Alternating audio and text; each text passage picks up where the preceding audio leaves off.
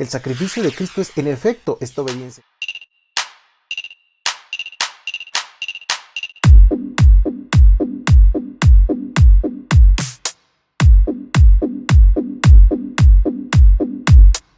Que te suscribas a mi canal y que compartas este video en todas tus redes sociales. Hola, ¿cómo están? Yo soy Carlos Vergara y el día de hoy te pregunto, ¿por qué murió Jesús? Vamos a comenzar.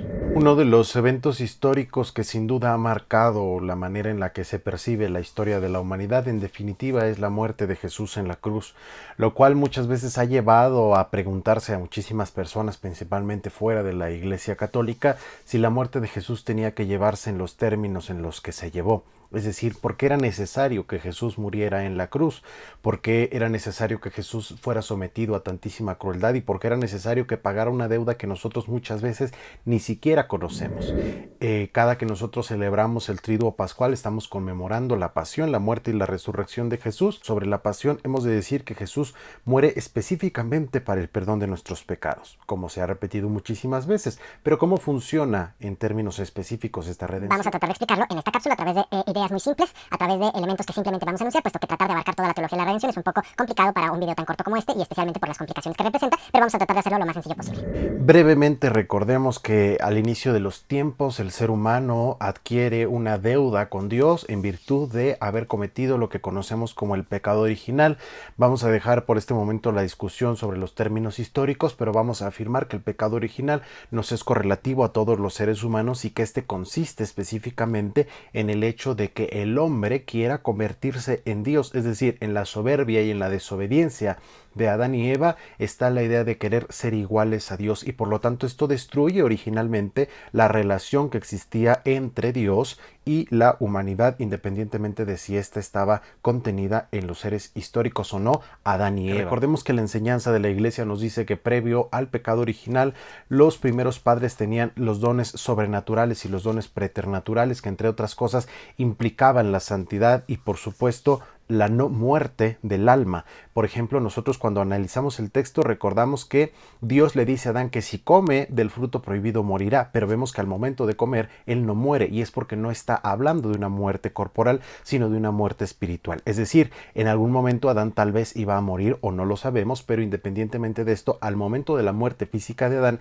él no puede continuar con esa amistad con Dios porque no puede ir ante su presencia en lo que nosotros conocemos como el cielo. Esta situación se va a extender para todas las personas de la humanidad hasta el momento en que Cristo restablezca esta relación rota por Adán entre Dios y los hombres. Hago una advertencia, durante todo el video voy a hacer la comparación entre Cristo y Adán, no porque esto signifique que no existe el debate entre el Adán histórico y el Adán mítico que tiene una funcionalidad teológica, sino porque precisamente en cuanto a su funcionalidad teológica, Cristo es el Adán perfecto, puesto que Adán, al ser el primer hombre y ser perfecto en su originaria constitución, por su desobediencia trae el pecado al mundo, y Jesucristo, con su originaria constitución de hombre perfecto, restablece en su obediencia la amistad con Dios. El hecho de que nosotros tengamos como concepto el pecado en este momento es sumamente importante porque la muerte de Cristo está inherentemente unida históricamente al hecho de que existiera el pecado.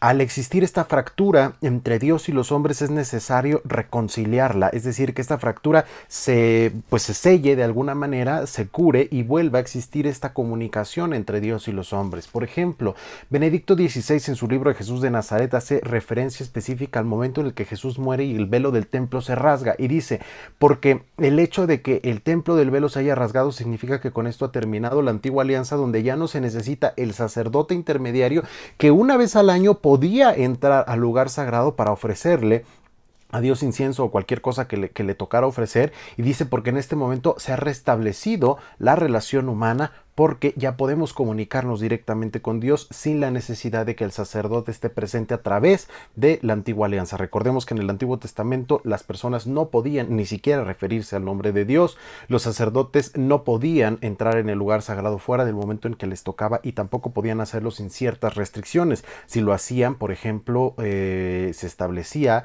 que iban a morir. Y este lugar, por lo tanto, representaba un lugar muy sagrado en el que prácticamente nadie podía entrar, y por lo tanto la relación con Dios necesitaba necesitaba de un intermediario. Y por esta razón queda establecido que Jesucristo es el único mediador entre Dios y los hombres, porque Él es el que va a ser el puente de relación entre nosotros y Dios.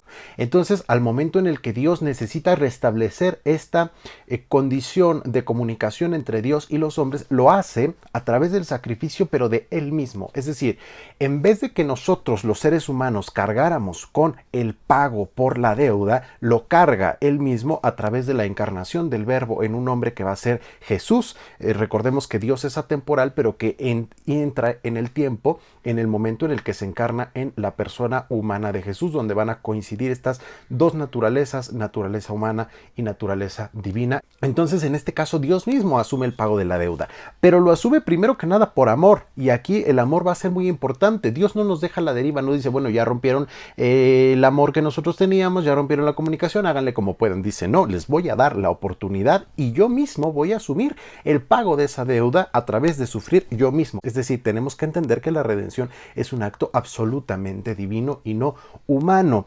Porque aquí viene otra cosa, los seres humanos éramos imperfectos, es decir, nuestra sangre estaba manchada con el pecado y esa mancha del pecado se transmitía y se transmitía y se transmitía y no había manera de detenerlo. Incluso, dice San Pablo, aquel que no era pecado, Dios lo convirtió en pecado para que pudiera ser redimido en Jesucristo.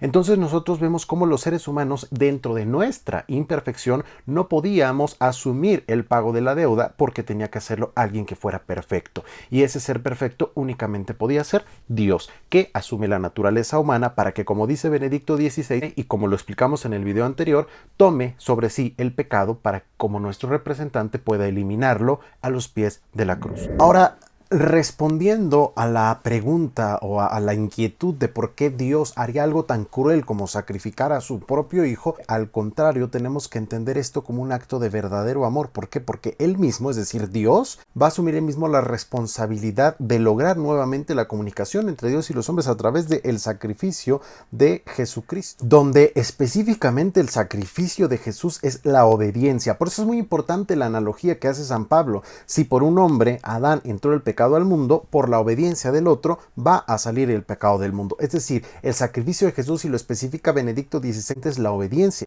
y una obediencia absoluta que lo lleva incluso a una muerte, y una muerte de cruz.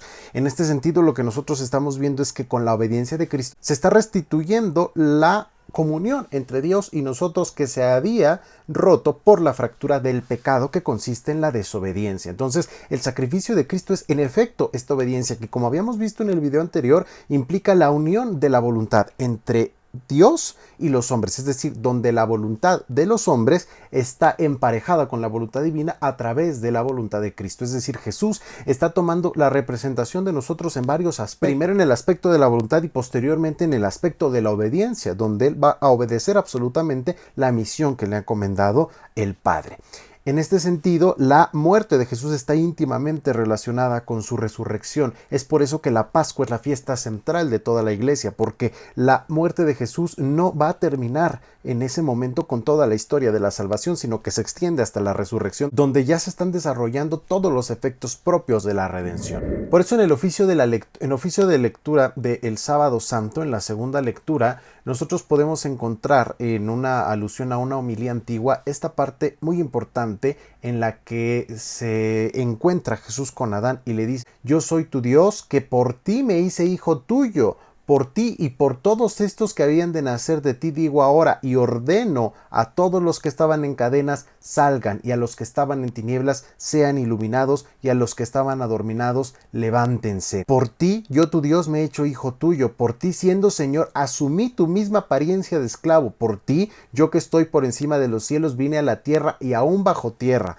Por ti, hombre, vine a ser como hombre sin fuerzas, abandonado entre los muertos. Por ti que fuiste expulsado del huerto paradisiaco, fui entregado a los judíos en un huerto y sepultado en un huerto. Hasta finalmente decir: me dormí en la cruz y la lanza penetró en mi costado. Por ti de cuyo costado salió Eva mientras dormías allá en el paraíso. Mi costado ha curado el dolor del tuyo. Mi sueño te sacará del sueño de la muerte. Mi lanza ha reprimido a la espada de fuego que se alzaba contra ti.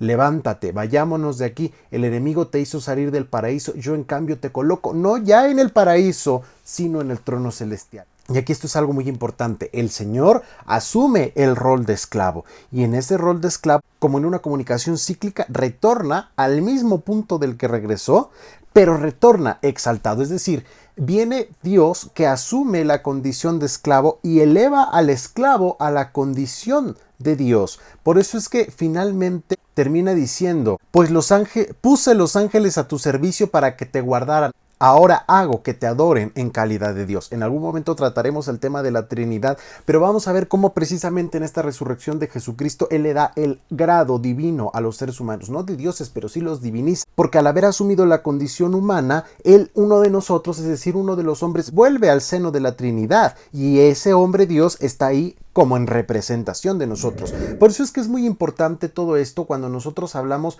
no solamente de la no crueldad del hecho de la cruz, que es un hecho obviamente muy impresionante, pero en una de las cosas que me decía un sacerdote, el padre Alberto, a quien le mando un saludo, en el momento en que yo le consultaba algunas dudas que tenía sobre este deseo, me decía, recuerda aquel padre de la iglesia que decía que el rostro de Cristo estaba tan deformado porque esa era la manera en la que estaba deformado el género humano. Es decir, imaginémonos el pecado que había deformado al hombre, que era una criatura perfecta a imagen y semejanza de Dios, pero que su propia desobediencia y su propia condenación lo llevó a deformarse, a dejar de ser esa criatura bella y perfecta para ser un ser completamente deformado y horrendo, que necesitaba resucitar con un cuerpo glorificado para retornar la belleza de ese ser humano. Entonces, por eso es muy importante que nosotros consideremos esto, pero no solamente por ese punto de la crueldad, sino por otro punto porque, como dice Jesús, Él va a ser exaltado en la cruz. Es decir, el momento en el que Él es levantado y todos son atraídos hacia Él es la exaltación y es la glorificación del Hijo del Hombre. Nosotros recordemos que habíamos dicho en el video anterior que la glorificación de Cristo llega a través de su pasión, no llega a través de títulos honorarios o de creencias mundanas como nosotros lo pensaríamos. La glorificación de Cristo en efecto está en la cruz. Por lo tanto, cuando Él es exaltado, cuando Él es levantado en la cruz, está siendo glorificado en la obediencia, primero que nada porque Dios lo ha premiado respecto de su obediencia, dándole al momento de su resurrección un lugar a su derecha. Eso como primero. Como segundo, Él en la cruz está siendo glorificado y no solamente eso, está glorificando al Padre porque con su obediencia también ha restituido la relación entre Dios y los hombres. Entonces es aquí donde podemos responder que el acto de la cruz es un acto cruel en tanto que nosotros mismos hemos deformado nuestra imagen. Cristo es imagen de lo que nosotros habíamos deformado y es un acto cruel no en relación de Dios con nosotros, es un acto cruel en relación de nosotros con Dios, porque nosotros fuimos quien lo hizo sufrir. Por eso es que debemos recordar en este momento las palabras que cita el Papa Benedicto XVI de Pascal, que vimos en el video anterior que te dejo aquí, respecto de que esas gotas de sudor de sangre que derrama Jesús son ocasionadas por nosotros. Y no solo eso, todo el Calvario y hasta el momento en el que la lanza atraviesa el costado de Jesús ha sido ocasionado por nosotros, de tal manera que el acto de crueldad debe verse como que nosotros hemos lastimado a Dios y lo hemos lastimado de esta manera incluso cuando Él estaba haciendo todo para perdonarnos. De tal manera que Dios no es un Dios cruel, es un Dios amoroso que asume en sí la responsabilidad de nuestros pecados cuando era algo que ni siquiera tenía que hacer. Por eso es muy importante que nosotros meditemos en este Viernes Santo cuál es el significado teológico y espiritual, la profundidad de esta celebración para que entendamos, ¿estás ahí por mi culpa? Sí, y te quiero pedir perdón por eso. Es muy importante que nosotros, habiendo entendido todo este plan de la salvación y plan de la redención que se origina desde el momento en el que se rompe la relación entre los hombres y Dios, se da la idea de que va a venir el Mesías, de que va a venir el Salvador y que por lo tanto va a sacrificarse para el pago de esa deuda que nosotros tenemos con Dios. Pero ojo, muy importante, recuerden que tenemos esta corriente de la teología de la liberación que ha difundido erróneamente muchísimas veces que Jesús no muere para pagar nuestros pecados y que no estaba destinado a morir, a pesar de que en la Biblia lo dice San Pedro. Ellos dicen que Jesús muere como una consecuencia de sus ideales políticos y religiosos. Esto es un error, atenta contra la doctrina de la iglesia y atenta contra la teología de la salvación. De tal manera que nosotros debemos recordar la segunda persona de la Trinidad, el Verbo de Dios, se encarna en Jesús, en este hombre, y a través del sacrificio es que se va a lograr la redención de los pecados como ya había estado predestinado desde muchísimo tiempo antes, como lo establece San Pedro. Ojo para que no caigamos en este error. Estas son las consideraciones básicas que creí que debían estar en este video respecto respecto del Viernes Santo, pero dime si crees que debe haber alguna otra o que deberíamos profundizar un poco más en este tema, que te aseguro lo haremos, porque en algún momento del próximo año, cuando nos acerquemos a la Semana Santa, voy a hacer el análisis de las 7 palabras y aquí podremos profundizar un poco más en este tema. Por ahora, hasta aquí hemos dejado las cápsulas relativas al Viernes Santo para que en los siguientes días llegue la última de nuestro estudio pascual relativa a las celebraciones y contenido teológico de la resurrección de Jesús. Espero que te haya gustado este video, déjamelo en los comentarios, dale like, suscríbete y pícale a la campanita, compártelo en todas tus redes sociales, recuerda que yo soy Carlos Vergara y nos vemos en la próxima.